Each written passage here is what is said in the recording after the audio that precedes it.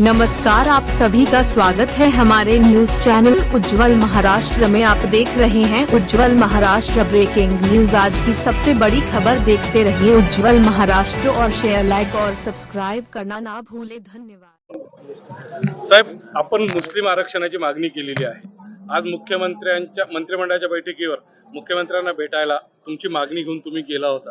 काय मागणी आहे? मुख्यमंत्रीकडून आपल्याला काय प्रतिसाद मिळाला?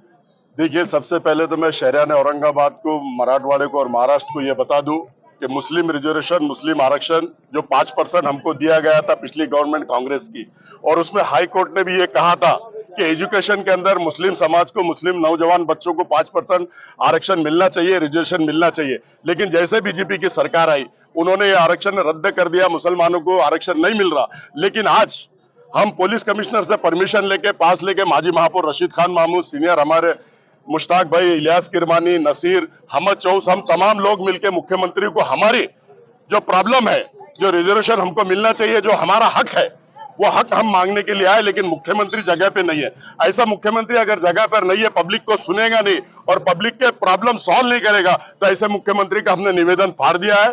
और निवेदन हमने मुख्यमंत्री का और तमाम मंत्रिमंडल का निषेध किया है, और हम निषेध करते हैं। और हमको जब तक के आरक्षण मिलेगा नहीं मुस्लिम समाज को 5%, हम लोग उसके लिए लड़ाई लड़ते रहेंगे। परवाच्या दिवशी जिल्ह्याचे खासदार इम्तियाज जलील यांनी पत्रकार परिषदेमध्ये जे मुस्लिम समाजाचे नेते आरक्षण मागत आहेत त्यांच्यावर सडकवून टीका केली। त्यांनी सांगितलं या नेत्यांना आता फक्त फोटो काढायचं काम राहिलं, मुस्लिम आरक्षण मिळणे शक्य नाही। देखो, मुस्लिम आरक्षण मिलने शक्य नहीं, इन्होंने ऐसा जब कहा तो इससे पहले बंबई तक मोर्चा काय के लिए लेके गए थे? आज उनकी सरकार, बी टीम की सरकार आई हुई है, इसलिए यहाँ मोर्चा लेके नहीं जा रहे हो। उनको मोर्चा यहाँ लेके जाना चाहिए था और मुस्लिम समाज को आरक्षण इन्होंने दिलाना चाहिए था। ये मराठा समाज के आरक्षण को हमारा भी समर्थन है, वहां जाते हैं और यहाँ मुख्यमंत्री आता है तो मुस्लिम समाज के लिए आरक्षण नहीं मांगते। क्या फायदे की ऐसी तुम्हारी लीडरी? और अगर कोई मुसलमान नेता अगर तुमको फोन करा तो एज ए खासदार तुम्हारा काम है हर एक के प्रॉब्लम में आना चाहिए, तुमको जीत के ऐसे ही नहीं दिया। और मैं तुम्हारा निषेध करता हूँ। असंही म्हटलेलं आहे का मी संपूर्ण मराठवाड्यातून एकमेव मुस्लिम खासदार आहे, तरी सुद्धा मला हे माहिती आहे का मुस्लिमांना आरक्षण मिळणार नाही। आमचे नेते आज जे आहेत ते पहिले सत्तेत होते, आज ते विरोधात आहे। आज विरोधात असल्यामुळे त्यांना काही काम नाही। आम्ही सत्तेत होते, 5% आरक्षण दिला होता, हायकोर्टात गेला होता, हायकोर्टाने सांगितलं होतं की 5% मुस्लिम समाजाला आरक्षण द्या। और सत्तेमध्ये आज कोण आहे? खासदार कोण आहे? आम्ही आहे का? अरे आम्ही मुस्लिम समाजासाठी लढतोय, हमें मुस्लिम समाज भानतो है। हमें जब तक के आरक्षण मिलेंगे नहीं हमारी कौम और मिल्लत को, तब तक हम लड़ते रहेंगे। और कोई भी सरकार रहो, बीजेपी सरकार रहो, सेना सरकार रहो, लड़ने की ताकत हम में है और पूरी ताकत के साथ हम लड़ेंगे। हम पद नहीं भेजते। हम ये सरकार आ गई, वो सरकार आ गई, सरकार किसकी भी आओ, हम लड़ने की पूरी क्षमता और पूरी ताकत रखते हैं। और मुस्लिम समाज का आरक्षण हमको इसमें चाहे मुख्यमंत्री दो या हमको पंतप्रधान तक जाना पड़े, या हाई कोर्ट में जाना पड़े, या सुप्रीम कोर्ट में जाना पड़े, हम लड़ाई लड़के रहेंगे और आरक्षण मुस्लिम समाज को लेके रहेंगे, ऐसा हम कहते हैं। काँग्रेसच्या काळात काँग्रेसच्या सरकारने 16% मराठ्यांना आणि 4% मुसलमानांना आरक्षण दिलं होतं, जे कोर्टात टिकलं नाही। पण सुप्रीम कोर्टाने असं सांगितलेलं का मुसलमानांना शिक्षणमध्ये 5% आरक्षण दिलं गेलं पाहिजे आणि कोर्टाने निकाल दिल्यानंतर तुम्ही राज्य सरकारकडे मागणी करता या के तुम्ही कंटमाप कोर्ट का करत नहीं? ये देखो, सबसे पहली बात तो कोर्ट ने ये बोल दिया है, और जिसको कोर्ट में जाना चाहिए वही बोलता है कि मुस्लिम को आरक्षण नहीं मिलेगा। कितनी शर्म की बात है। तुम मुस्लिम की प्रतिनिधि करते हो, तुम आमदार बनते हो, तुम खासदार बनते हो, और मुस्लिम समाज को आरक्षण नहीं मिलेगा बोल रहा है। इसका मतलब तुम में दम नहीं है। सरकार से लड़ने की ताकत और हिम्मत और क्षमता रखो। क्षमता जब तक तुम रखेंगे नहीं, तुम कोर्ट में जाकर, तुम कहीं भी जाकर तुम लड़ो, तो मुस्लिम समाज को आरक्षण लेके रहेंगे और हम लेके रहेंगे। तुम बोल रहे नहीं मिलेगा, लेकिन जब तक हम में जान है, जब तक हम में दम है, जब तक हम में ताकत है, हम मुस्लिम आरक्षण लेके रहेंगे, ऐसा हम कहते हैं। समाज विघटक शक्ती मुस्लिम आरक्षणाच्या आडून शहरातील वातावरण खराब करण्याचा प्रयत्न करतात। काही म्हणताय आम्ही शाहीनबाग करणार आहोत, काही म्हणताय आता मुस्लिमाची आमची आरपारची आम्ही लढाई लढणार आहोत। देखिए, हमको भारत रत्न डॉक्टर बाबा साहब अम्बेडकर ने संविधान दिया हुआ है। हम संविधान के माध्यम से, लोकशाही के माध्यम से हम धरना, मोर्चा, आंदोलन करते रहेंगे। और हम लोकशाही पद्धति से, भारत रत्न डॉक्टर बाबा साहब अम्बेडकर ने हमको संविधान दिया, हम संविधान के साथ लड़ाई लड़के हम आरक्षण, सरकार नहीं देती है तो हम छीन के लाने की ताकत रखेंगे, ऐसा हम कहते हैं। धन्यवाद साहब। हमारे को हम हाई कोर्ट ने भी कहा था कि मुसलमान बच्चों को आरक्षण एजुकेशन के लिए दीजिए बोल के। आज औरंगाबाद पुलिस कमिश्नर से परमिशन लिए, जिसमें अहमद चौश है, अफसर खान साहब है, इलियास किरमानी है, मुश्ताक अहमद है और हम है।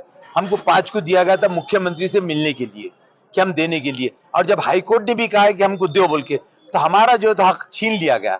हमारा कहना मरीटू का आरक्षण, हमारा कहना नहीं, एजुकेशन में मुस्लिम बच्चों को आरक्षण दीजिए, क्योंकि हाईकोर्ट ने भी कहा है। और जब तुम सबका साथ सब विकास कहते हैं तो फिर ये गलत कहो, तुम ये बोलो हमारा साथ हमारा विकास, मुसलमान छोड़ के, ऐसा लफ्ज बोलना चाहिए। और जब मुख्यमंत्री से मिल जाए तो मुख्यमंत्री नहीं मिल रहे, तो ये पहली टाइम ऐसा हुआ कि औरंगाबाद में कैबिनेट मीटिंग में कोई मंत्री आया मुख्यमंत्री और मिलने को तैयार नहीं, तो हमने निषेध करके वो मेमोरेंडम फाड़ के फेंक दिए। हमने किसी को देना नहीं चाहे। अगर निवेदन दे रहा होता तो डिविजनल कमिश्नर को भी दे सकते थे हम, जबकि पब्लिक का सुनने को तैयार नहीं। जो मुख्यमंत्री पब्लिक में आके बैठ नहीं सकते, तो ताज्जुब है, हमको अफसोस लगा कैसा क्या मुख्यमंत्री है। आपण सगळे लोकप्रतिनिधी आहात, आपण तर माजी महापौर राहिलेले आहात शहराचे, एक विरोधी पक्ष नेता आहेत, तुम्ही सगळे राजकीय पक्षाशी रिलेटेड आहात, माजी नगरसेवक राहिलेले आहेत, लोकप्रतिनिधी आहात, तरी तुम्हाला मुख्यमंत्र्यांशी भेट होत नाही, ही या मराठवाड्याची शोकांतिका नव्हे का? साहब उसके अंदर तो एक खास बात है, खर्चा जो करोड़ रुपए करे काय के वास्ते करे ये भी समझ में नहीं आ रहा कि किसका छिल्ला करे इन्होंने। भाई एक औलाद अगर हो गई ना, बड़ी मुसीबत से एक औलाद होती है, बड़ा छिल्ला धूमते करते, वैसा छिल्ला हुआ औरंगाबाद, करोड़ रुपया खर्चा करे, लेकिन क्या दिए उन्होंने। और जब समाज के लोगों से, लीडरों से मिलना नहीं चाहते वो, तो क्या काम के मुख्यमंत्री।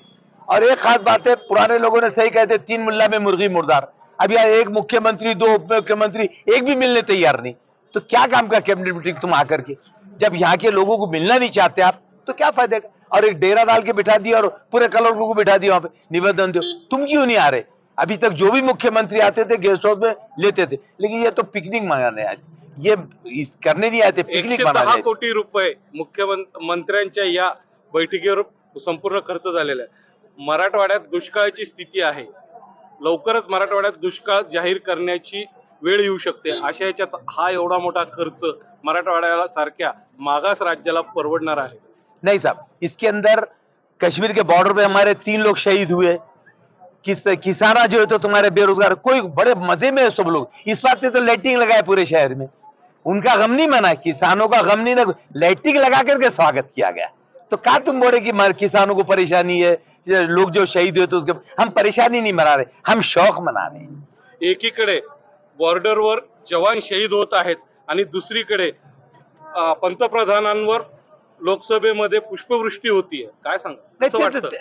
अफसोस हो रहा ना सर, अफसोस होता है बस। अब क्या बोलेंगे आप। ये औरंगाबाद में कितनी लाइटिंग हुई, काय की लाइटिंग है, और जब मिलने को तैयार नहीं तो काय की लाइटिंग, काय का खर्चा। बड़ी बड़ी होटलों में ठहरे, क्यों छोटी मोटी होटल में नहीं ठहर सकते? सुबेदारी गेस्ट हाउस काय के वास्ते बनाएगा, जब नहीं ठहरते तो क्या सवाल है। मागच्या वेळेस 2016ला मंत्रिमंडळाची बैठक झाली होती, मंत्रिमंडळाच्या बैठकीतलं एकही आश्वासन पूर्ण झालेलं नाही, आता पुन्हा नवीन घे आश्वासन, कसं व्हायचं? मराठवाड्याचा अनुशेष दिवसेंदिवस वाढत आहे, मराठवाड्याच्या हक्काचं 21 TMC पाणी नगर आणि नाशिकने अडवलेलं आहे, मराठवाड्याचा वाळवंट होतोय आणि हे लोक एसी मध्ये बसून सरी नुसता घोषणाचा पाऊस पाडतायत। बरोबर, तुमचं म्हणणं से खरोखर है, अंधा गुड़ बांट रहा आपस में, ऐसा हिसाब है, अंधे गा रहे और बहरे बजा रहे, क्या बोलेंगे। जिस देश में, जिस राज्य में अगर अंधे गा रहे और बहरे बजा रहे तो आप क्या तवक्को करेंगे। धन्यवाद साहब।